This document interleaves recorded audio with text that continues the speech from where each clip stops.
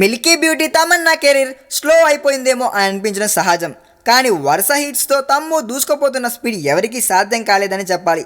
బాహుబలి దగ్గర నుంచి స్టార్ట్ చేస్తే బెంగాల్ టైగర్, ఊపిరి, ధర్మదురై, అభినేత్రి అంటూ వరుసగా హిట్స్ కొట్టేస్తుంది మిల్కీ.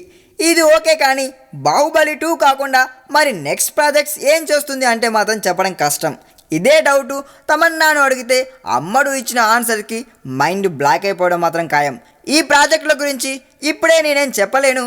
నా రాబోయే ప్రాజెక్టులు అనౌన్స్ చేసినప్పుడు అందరూ షాక్ అయిపోతారు. నా ఫ్యాన్స్తో సహా చాలామంది ఇవి అనౌన్స్ అయ్యాక బోల్డ్ అంత సంతోషిస్తారు.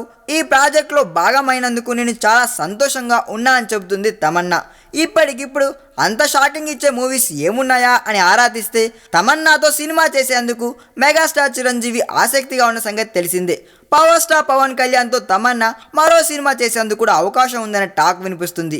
ఇక ఆగడు ఫ్లాప్తో లైమ్ లైట్లోకి రాలేకపోయిన తరువాత మహేష్ తమన్నాల జంటను మరోసారి చూపించేందుకు ఓ స్టార్ డైరెక్టర్ రెడీ అవుతున్నట్టు టాక్ వినిపిస్తుంది.